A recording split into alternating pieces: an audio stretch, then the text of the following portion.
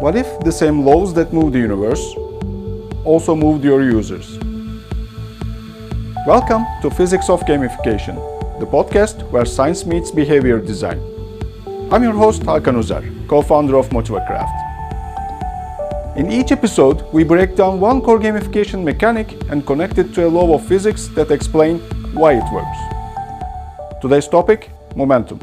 Not the abstract, motivational kind, but the real Newtonian kind, and how your words might be the thing slowing your users down. Let's go back to Newton's second law for a second, the one that says momentum equals mass times velocity. That's the thing that keeps something going once it's already in motion. Now picture a user. Maybe they have just logged in for the first time. They are curious. They are clicking. They are actually reading the instructions, which is a miracle by itself. They are in motion. Now, imagine you hit them with your configuration settings have been successfully propagated to the enterprise level permission schema. Game over. That's not momentum. That's user whiplash. And look, it doesn't just happen in boring admin panels. It happens everywhere, even in tools that think they are fun. Let me give you two real-life examples from onboarding screens I have seen with my own eyes. Example A. Begin your initialization sequence by accepting the operational framework guidelines. Example B. Start your journey by agreeing to the rules. One feels like you have accidentally launched a rocket. The other feels like something you can actually do. Guess which one had higher completion rates? Let's zoom out for a second. In UX, language is physics. It either reduces friction or creates it. Every unclear phrase, every buzzword, every weird system message, it all slows the user down. This isn't just opinion, there is data behind it. There is a Nielsen-Norman group study that showed when you write in a way that's clear, easy to scan, and to the point, usability jumps by 124%. People complete tasks faster, make fewer mistakes, and just feel better using the system. Cognitive load theory backs this up too. The more mental energy users spend trying to interpret your words, the less they have left to actually engage with your product. And when users get tired, they stop. Simple as that. Let's talk games for a second. Games are masters of momentum. They don't say, advance your character progression metrics by engaging in multi-phase tutorial loops. They say, level up, start your first mission, let's go. Why? Because games understand timing and flow.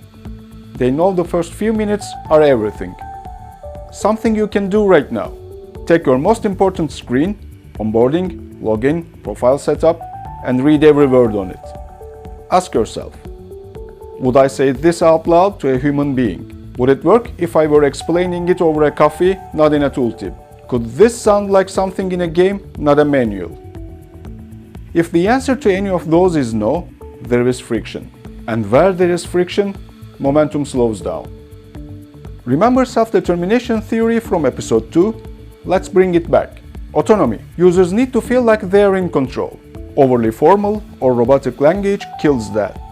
Competence. Confusing phrasing makes users feel dumb, and nobody sticks around a system that makes them feel inadequate. Relatedness. Friendly human wording builds emotional connection. Even small things like saying your mission instead of task assignment can make users feel included, not processed. You have probably heard the phrase, words matter. In gamification, that's not just a slogan. It's a survival strategy. Your users are already in motion when they land in your system. Your job isn't to rev them up with hype. It's to remove everything that slows them down. And language, that's one of the biggest levers you've got. So, next time you are designing a flow, don't just think buttons and badges. Think verbs, think story, think momentum. Because in physics, things keep moving unless something stops them. In design, your words might be that something. That's it for this episode of Physics of Gamification. Today, we explored momentum and how the words we choose can either keep people flowing or quietly push them away. If this sparked ideas about your product, your process, or even your onboarding copy, share the episode with someone who is designing too. I'm Hakan, and next time, we'll talk about feedback loops, what they are, why they decay, and how to keep them alive using the second law of thermodynamics. Until then, keep designing like a physicist.